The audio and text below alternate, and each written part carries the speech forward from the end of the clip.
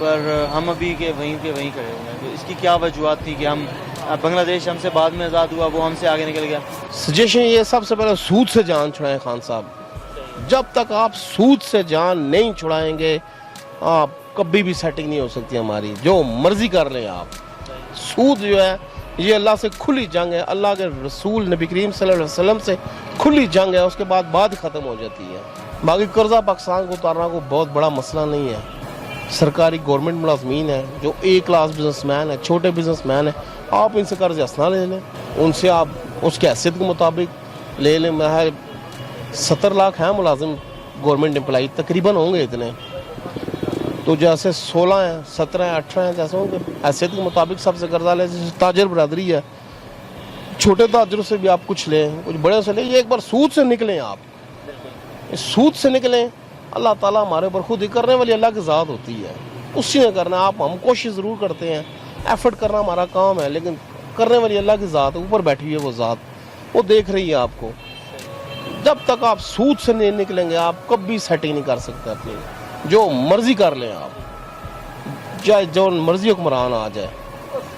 جہاں تک میری انفارمیشن ہے 3 ارب 20 کروڑ روپے پر ڈے سود جا رہا ہے. 3 ارب 20 کروڑ یعنی کہ اگر 5500 ارب تقریباً 5500 ارب ٹیکس تقریباً اکٹھا ہوتا ہے تو 3200 ارب تو آپ سود کی مد میں دے دیتے ہیں. پیچھے کا بچتا ہے یہی 3200 ارب. جب قوم کے اوپر لگے گا قوم خوشحال ہو جائے گی. مسئلہ سارا یہ ہے بس.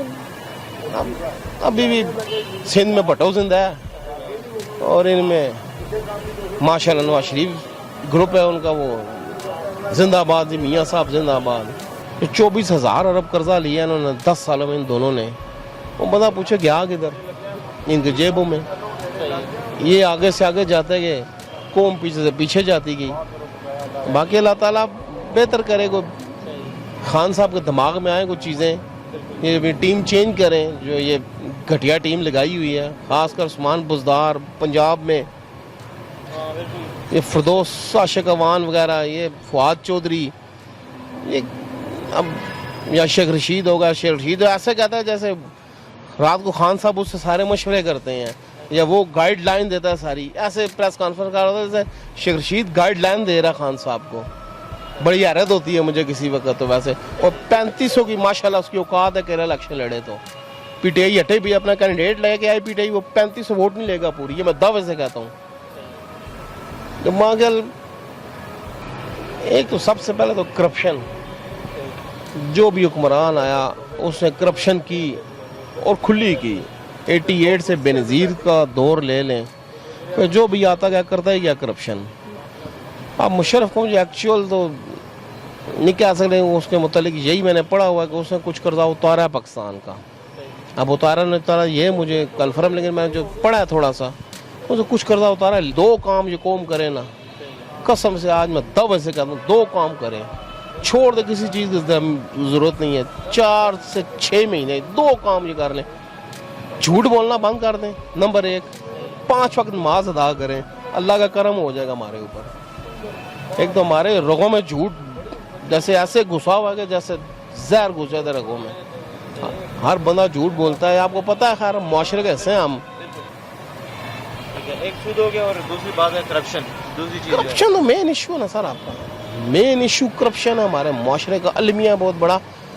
یہاں پہ آپ چپڑاسی تک کرپٹ ہے, افسر سے لے کر چپڑاسی تک کرپٹ ہے. آپ کچہری چلیں جائیں تو وہاں کو آپ پیسے دیے بغیر تو نقل نہیں ملے گی آپ کو, حالانکہ اس کا لیگل رائٹ ہے آپ کو نقل دینا. اس کو آپ کا رائٹ ہے وہ نقل دینا کا پابند ہے آپ کو, لیکن آپ کو اس کو جب 200-400 روپیہ دیں گے نہیں وہ کبھی نہیں دے گا آپ کو. ایسا کیوں ہو رہا ہے؟ ہم سب دیکھ رہے ہیں لیکن ہم سب چپ ہیں.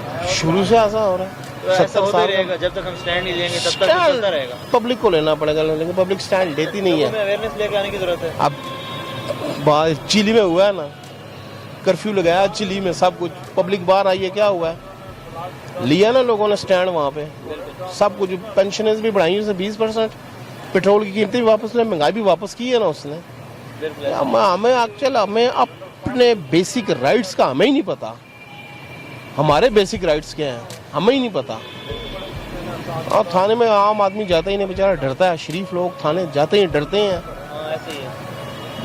کبھی نہیں جاتا بندہ تھانے. سسٹم کو ٹھیک کرنے کی تو ضرورت ہے. اب بات شروع تھی اوپر سے.